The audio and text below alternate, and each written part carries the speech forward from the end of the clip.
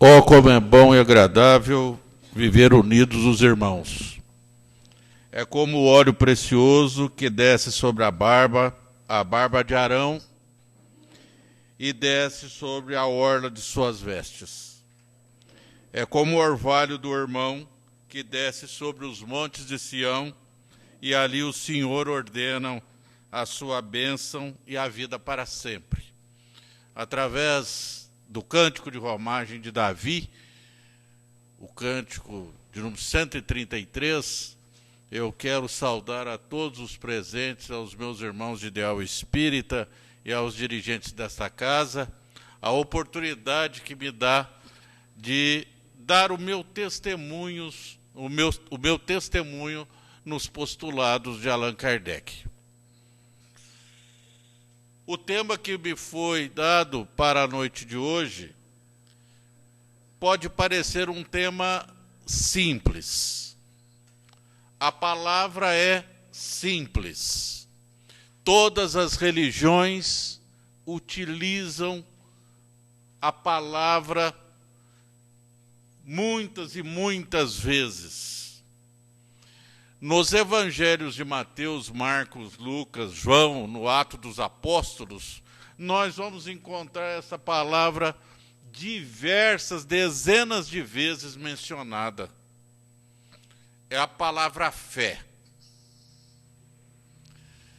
Quando eu recebi a incumbência,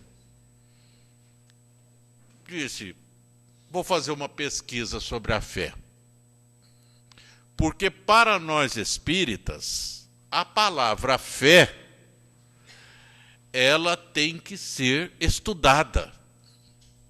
Não basta simplesmente ser pronunciada, né, se não der a ela o valor que ela merece, né, exatamente na sua explicação de fé inabalável.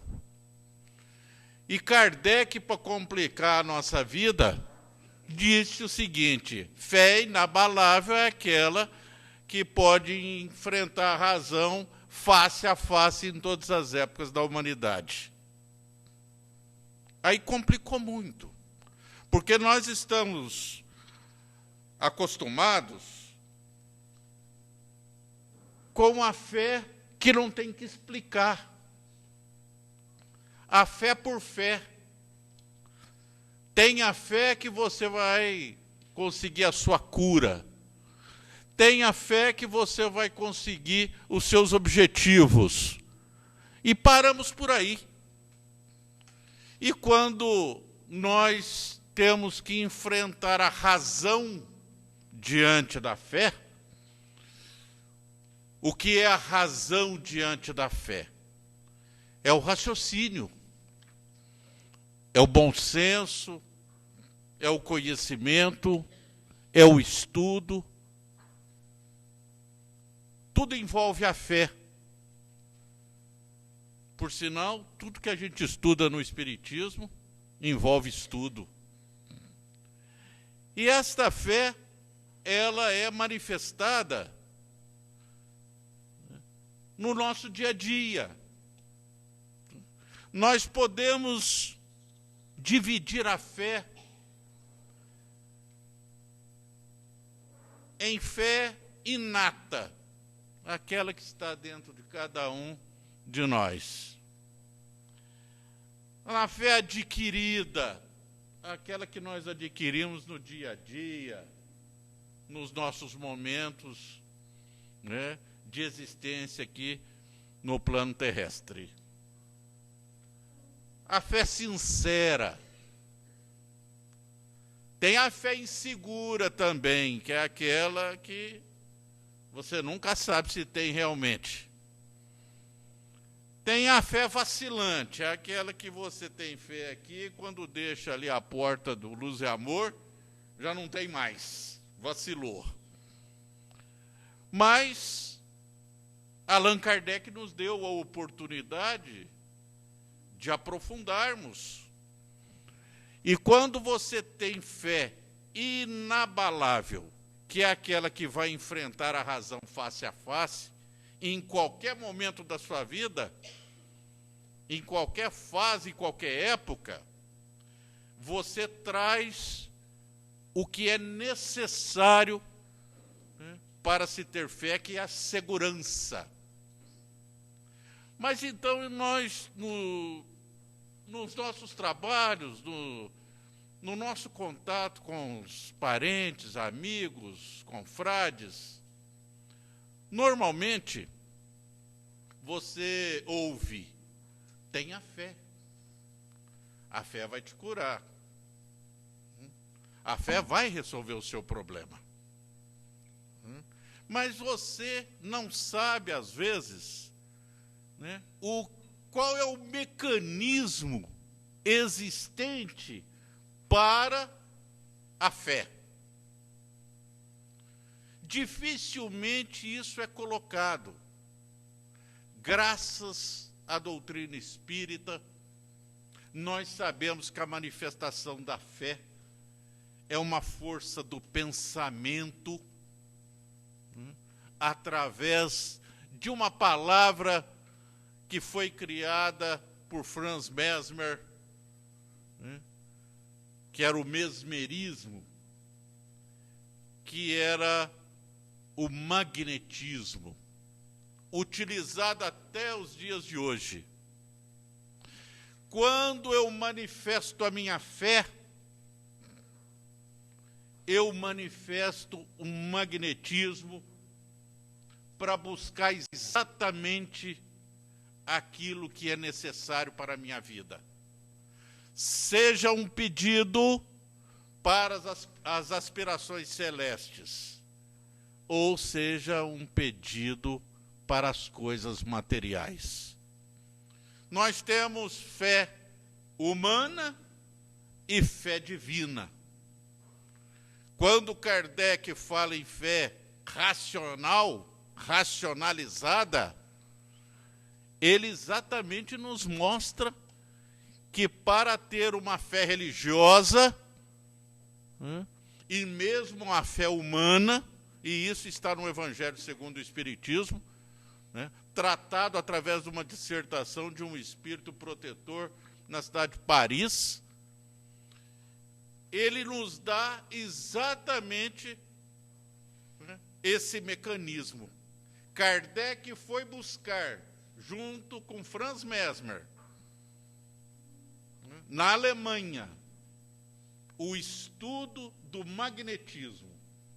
Kardec criou a doutrina, codificou a doutrina, mas ele já conhecia Mesmer, o magnetismo desenvolvido por ele, e que depois foi adaptado por um jesuíta que, através do magnetismo, curava as pessoas e curava os animais. O que é, então, o magnetismo?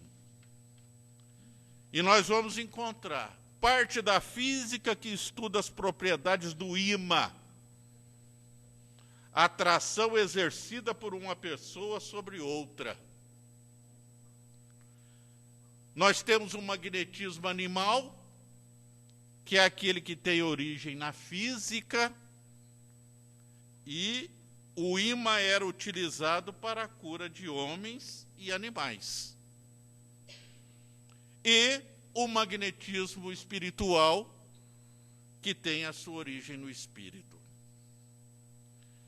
Hoje conhecemos um magnetismo animal e um magnetismo espiritual. Como o que os senhores conhecem nos estudos que fazem e na frequência que tem aos centros, como fluido magnético. Tudo aqui que nos envolve é fluido magnético. Como diz minha esposa, é tudo energia. Energia fica mais fácil de explicar. Tudo é energia. Portanto, se nós colocarmos no nosso pensamento o mecanismo de contato que nós vamos ter uns com os outros, nós vamos ver a força que tem o magnetismo. Quando nós vamos para a sala de passe, né, ali nós recebemos o passe magnético, a transfusão do magnetismo para o nosso espírito, para o nosso corpo.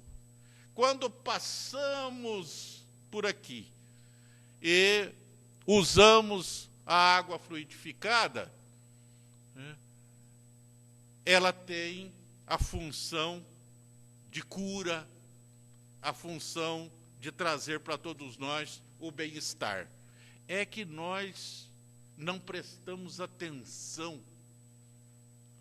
A gente só presta atenção nas coisas simples quando nós aprofundamos um pouquinho para saber o motivo da existência delas.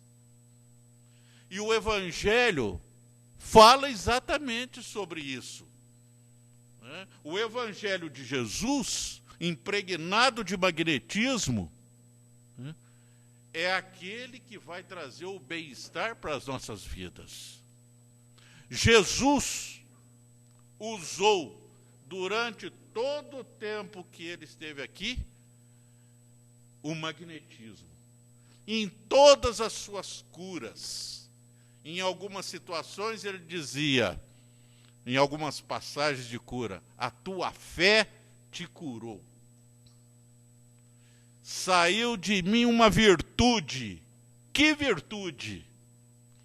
Saiu dele um magnetismo para curar a mulher que estava doente. Nas outras manifestações do Cristo, principalmente nas ressurreições da morte aparente, porque nós sabemos que não tinha ninguém morto, né? Nós sabemos que tudo foi feito através de um processo magnético em razão do estado de catalepsia que existia na época. Era muita gente que era enterrada em estado cataléptico. E Jesus sabia disso, porque Jesus visualizava o magnetismo ainda e sabia que aquele ser humano estava vivo. Ele não veio derrogar a lei, não veio revogar a lei, ele veio dar cumprimento à lei. Então, ele conhecia todos esses procedimentos, né, e através deles ele praticava os prodígios, as curas, e chamado por alguns de milagres. Nós vamos encontrar esse fluido magnético na nossa vida no dia a dia. E o Evangelho, ele diz que Jesus mandava exercitar esta fé para transportar montanhas, para remover montanhas. E é interessante notar que, para aqueles que leem o Evangelho ao pé da letra, remover montanhas é complicado. Não é? Talvez nós não tenhamos força, porque tem montanha pequena, montanha grande, tem pico do Everest, né? Então, tem gente que, se ler ao pé da letra, vai querer transformar e remover montanha e transportar montanha de pedra. A montanha, as montanhas, são construídas por nós nas nossas vidas. Quando Jesus diz: podeis, com o poder da fé, transportar montanhas, o que ele queria dizer? Né? Que todas as nossas dificuldades materiais, espirituais, né, que nós poderíamos utilizar a fé, o poder da fé, o magnetismo espiritual para resolver as nossas dificuldades. Nós mesmos somos os construtores das nossas montanhas. Nós é que trazemos as nossas montanhas no dia a dia, nessa existência e nas existências passadas. Cabe a nós a construção da montanha e, se quisermos, o transporte dela. O que é a montanha? A dificuldade, o preconceito, o orgulho, os interesses materiais. O que está mais hoje aí na nossa sociedade, a montanha da corrupção, que tira o alimento e também o emprego das pessoas. Essa montanha corrupta, obsessiva, que algumas pessoas trazem em prejuízo da população, em prejuízo das pessoas. Cabe a nós termos essa visão de que é possível, sim, buscar resolver os nossos problemas, remover as montanhas da nossa vida através da fé raciocinada. Esses dias eu assistia um programa de televisão e, passando por diversos canais, encontrei um culto evangélico, um culto de uma igreja que eu não sei qual é a denominação, porque as denominações são tantas que não dá para saber qual é, mas o que eu assisti lá, a manifestação da fé cega, a manifestação do fanatismo, do comodismo, o que fez o pastor, com todo o respeito que eu tenho, e eu tenho grandes amigos pastores, né, colegas de faculdade, pastores, tenho amigos sacerdotes, mas eu estou prestando atenção naquele pastor que eu não conhecia. E ele, então, num determinado momento, exigiu que centenas de pessoas cruzassem as suas mãos e ficassem com as mãos cruzadas, porque ele queria fazer um exercício com elas. Imaginem, eu tive um choque. Por quê? Porque eu, com 14 anos de idade, fiz isso, a mesma coisa, dentro de uma sala de aula. Com 14, isso faz mais de 50 anos. Eu fiz a mesma coisa. Até está atrasado o pastor, porque eu já havia feito isso com 14 anos de idade. Mas sabe qual foi o meu objetivo, junto com um colega? Nós queríamos dar uma aula sobre magnetismo, sobre hipnose. E nós queríamos testar a sala de aula para ver o grau de sensibilidade de cada colega nosso. Ele estava no primeiro colegial. E fizemos o exercício. Alguns colegas nossos ficaram com a mão fechada. Quanto mais desespero dá, mais difícil é para tirar a mão, é para se soltar. E ele, então, usando aquelas pessoas necessitadas, ele, naquele momento, pediu que elas fizessem o mesmo exercício, muitas ficaram com as mãos grudadas. Né? Aí veio a explicação. A minha eu já dei. Né? A minha explicação é que nós estávamos estudando hipnose. Né? Hipnose. E a dele? Chamou todas aquelas pessoas desesperadas, com as mãos, né, grudadas, e disse para eles: a vida dos senhores, né, tem a presença do diabo.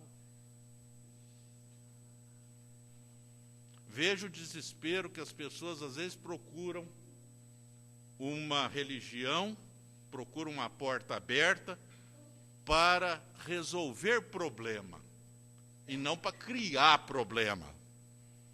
Quando ele disse isso, aí o diabo tomou conta mesmo, porque aí ninguém tirava a mão um do outro. E as mulheres normalmente choram. Né? Os homens ainda ficam mais ansiosos. E ele levou todo mundo para o palco e disse: a vida dos senhores está trancada. Os senhores não têm emprego por isso. Os senhores não têm recursos por isso. Os senhores não têm saúde por isso. Né? Através daquela simples manifestação, coisa de segundo que fica. E, nesse momento, ele foi conversando com eles e levou a eles a libertação. Né? Eu tenho a impressão que Jesus, vendo tudo isso, não deve acreditar. Não deve acreditar. E é Jesus incrédulo. Né? Como é que ele pode acreditar que alguém esteja aproveitando das pessoas, né, pela fé? Aquela fé fanatizada, com preconceito. E aí, então, eles foram soltando as mãos, foram recebendo, o diabo foi saindo, né? O que tinha de diabo era uma coisa imensa, um diabo para cada um. Né? E eles foram soltando, e eu fiquei imaginando como é difícil levar um assunto que parece tão fácil, né, para um tipo de fé que leva ao fanatismo e ao comodismo. Voltando na minha situação, eu e este colega meu fomos obrigados a fazer uma visita para a diretora da escola. Óbvio, eu sou da época que os alunos iam fazer visita para o diretor da escola, ou porque não professavam um tipo de religião, ou porque estudavam o disco voador, magia negra, magia branca, hipnotismo. Hoje não, hoje o aluno vai para lá vazio, sem ter feito nada, porque como com 14 anos você estuda hipnose? Né? Mas eu fui lá ver, fui estudar, e vi aquele pastor utilizando, né, o magnetismo para dizer que a fé dele é a melhor, a religião dele é a melhor, para que as pessoas acreditassem mais nele do que no próprio Cristo. O problema nosso é esse. Nós, às vezes, acreditamos mais no dirigente espírita, às vezes acreditamos mais no pastor, às vezes acreditamos mais no sacerdote, e nós não analisamos a simplicidade do Evangelho de Jesus, que pode tudo e é o caminho da libertação. É o Cristo que é o nosso caminho. Esses dias mesmo, eu estava assistindo um programa lá e estava sendo entrevistado o padre Fábio de Mello. Padre Fábio de Mello, eu tenho uma certa simpatia por ele, porque é um homem de cultura, né? Um homem que tem uma mente ecumênica, tanto que fez um elogio ao Chico Xavier e foi criticado por isso. Né? Há pouco tempo atrás foi participar de um culto evangélico e foi criticado por isso. E ele estava sendo entrevistado, né? E o entrevistador, falando com ele, ele disse: olha, esses dias uma senhora me pediu, padre, vai até a minha casa, né, e tira o diabo de lá. Aí diz o padre Fábio de Melo: eu não. O diabo não é meu. O diabo é da senhora. Eu não tenho que ir lá tirar diabo. Aquela resposta pareceu um pouco, não muito assim generosa, né? Mas ele explica. E ele explica exatamente como se ele estivesse estudando os postulados da doutrina espírita para poder entender aquela explicação. Ele disse para o entrevistador: as pessoas constroem os seus diabos. Elas estão em harmonia. De uma hora para outra, elas se desarmonizam e o diabo toma conta. Dizendo o seguinte: quanto mais desarmonia, mais obsessão. Não é? Quanto menos fé, mais obsessão. Sendo que nós sabemos que a nossa doutrina é uma doutrina que nos dá o caminho e o estudo. Você quer? Aqui está o livro para você estudar. Eu sei que não falar em estudo no mundo de hoje, como professor, eu sei muito bem o peso que é. Quando você fala que tem que estudar, é um Deus nos acuda. Né? Em qualquer área é muito complicado. Mas a nossa doutrina é maravilhosa e ela exatamente nos dá essa oportunidade de estudar. Nós, através do magnetismo,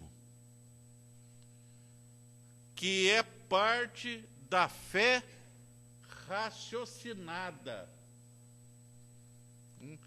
Quando nós estamos tomando um passe magnético, eu trouxe até aqui para mostrar para os senhores, que é do Leon Denis. Vejam a profundidade do que acontece conosco quando nós estamos tomando um passe aqui no centro. Ao invocar a fé, colocamos em movimento determinadas vibrações e alterações químicas em nosso cérebro. Enquanto pensamos, tem uma química funcionando dentro do nosso cérebro.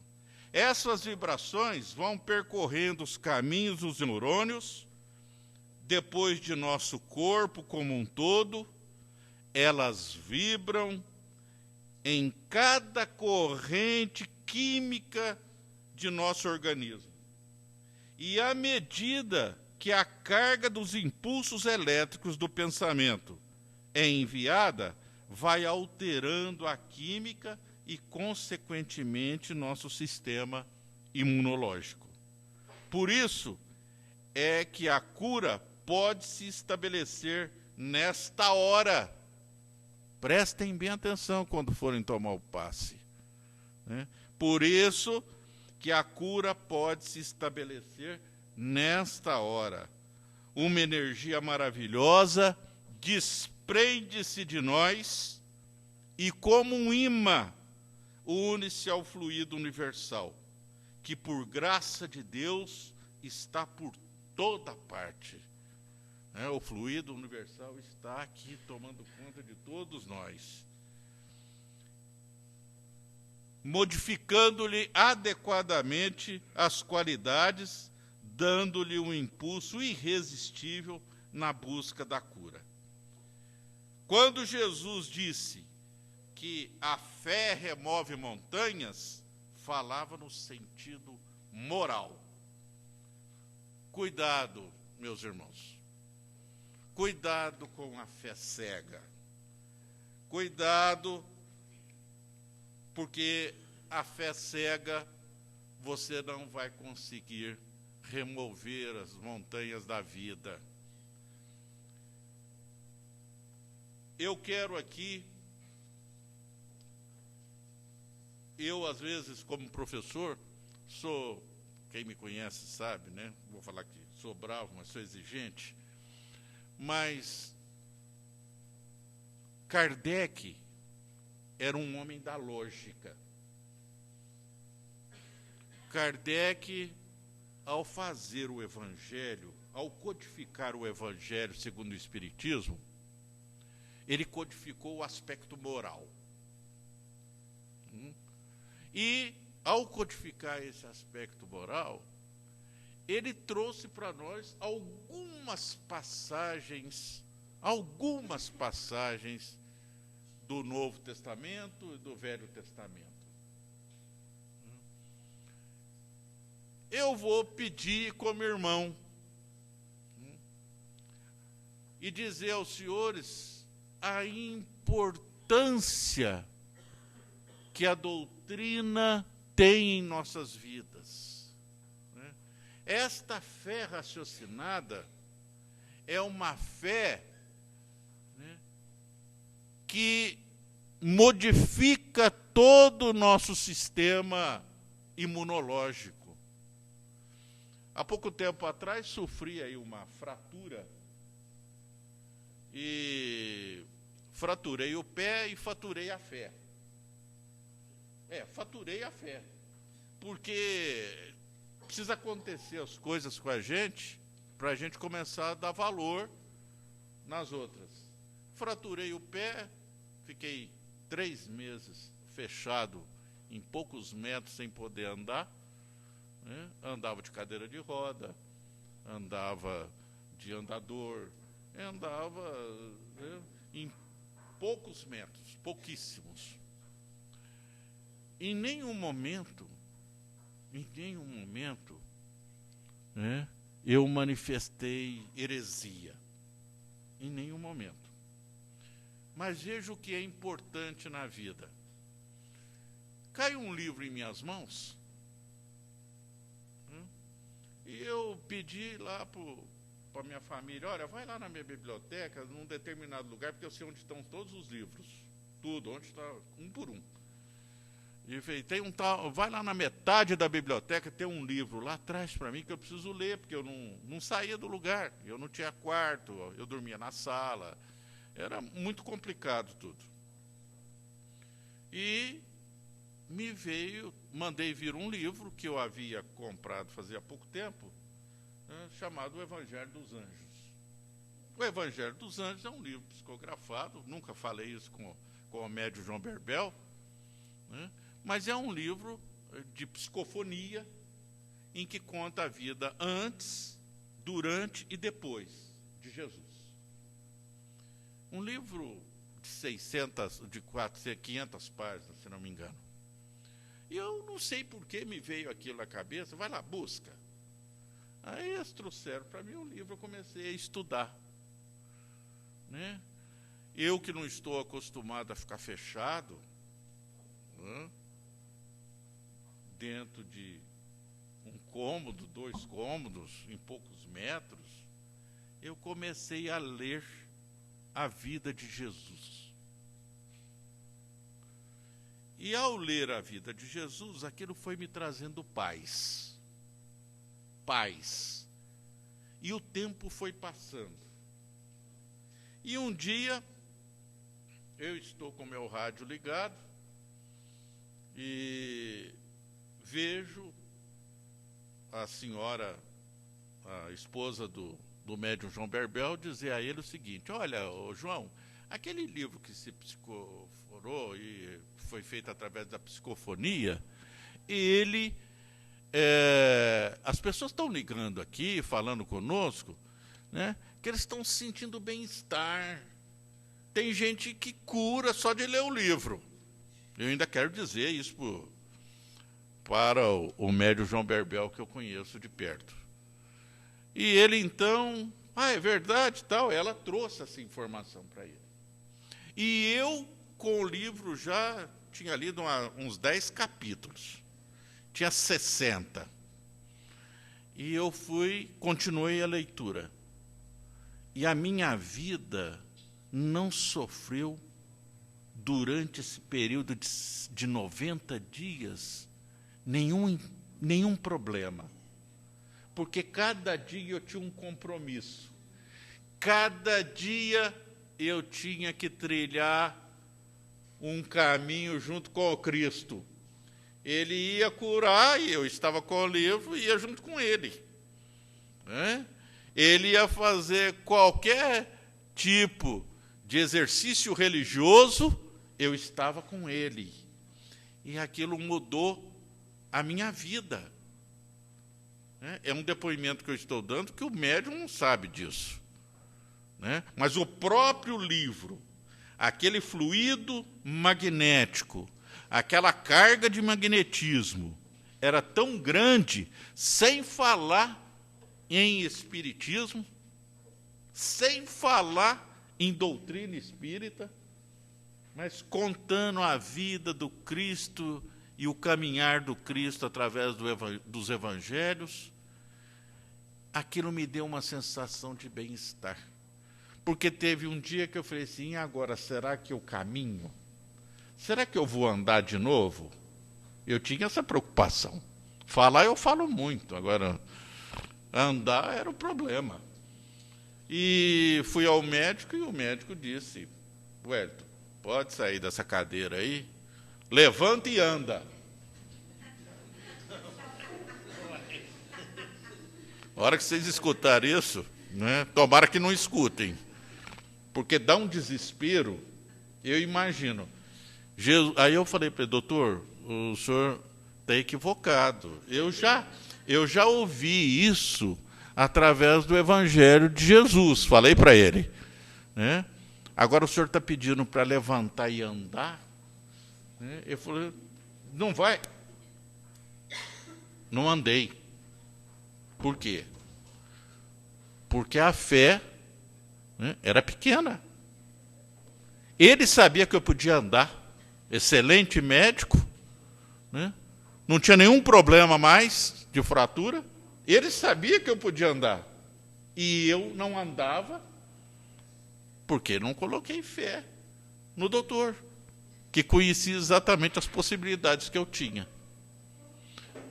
Continuei, cheguei no fisioterapeuta. O fisioterapeuta falou para mim, vamos? De forma assim, bem generosa também. Levanta e anda. Falei, já ouvi do doutor, né, e agora eu não estou conseguindo fazer. Eu tinha mais liberdade com o meu fisioterapeuta. Falei, eu não consigo fazer isso. Ele falou, mas nós precisamos chegar num acordo, você precisa andar. Você precisa começar a andar de novo. Olha o que é andar de novo. Aí eu disse para ele, falei, não tem problema.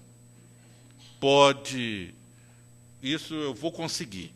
Passaram alguns dias, eu, né, em paz comigo mesmo, um dia ele falou para mim assim, caminha, aí ele mudou um pouquinho a conversa, não é?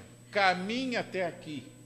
E para caminhar até ele, eu precisava pelo menos uns 3, 4 metros. E eu abandonei tudo que estava, né, numa insegurança total, e caminhei até ele. Ele falou assim, agora volta. Né? Eu virei, voltei. Quando eu voltei, eu tive uma sensação indescritível. Uma sensação de quem não andava há muito tempo. Talvez seja a descrição, né, das pessoas que são curadas através da fé, né, e que recebe aquela dádiva. Eu fiquei numa alegria, comentei com a minha esposa, ela dizia o seguinte: nossa, você está andando. Eu estou andando mesmo. A ação indescritível minha, né, era de bem-estar. Fé inabalável. Fé raciocinada. Removi a montanha.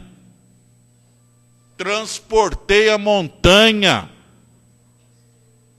através de uma recuperação simples, mas através de uma recuperação que pode ocorrer com qualquer pessoa, desde que ela tenha noção exatamente, né, da importância da fé raciocinada. E a doutrina é maravilhosa. Ela exige estudo. E na noite de 23 de junho de 1955, Chico Xavier recebe, através de uma psicofonia, né, o soneto de um poeta paranaense chamado Leôncio Correia. Ele chega a se transformar fisionomicamente, Chico, hora que recebe a psicofonia. Veja a maravilha disso. E Leôncio Correia diz: estuda e encontrarás a lâmpada divina, que excelsa te clareia o templo da memória, descerrando-te aos pés a senda meritória, em que a vida imortal se revela e domina. Estuda e atingirás a visão peregrina da ciência e do amor, da beleza e da história, antegozando a luz na sombra transitória e prelibando o céu na terra pequenina. Estuda e entenderás a glória que se expande da alma que na humildade aprendeu a ser grande, para quem a ilusão se prosterna de rastros. O livro que aprimora é um mentor que nos guia.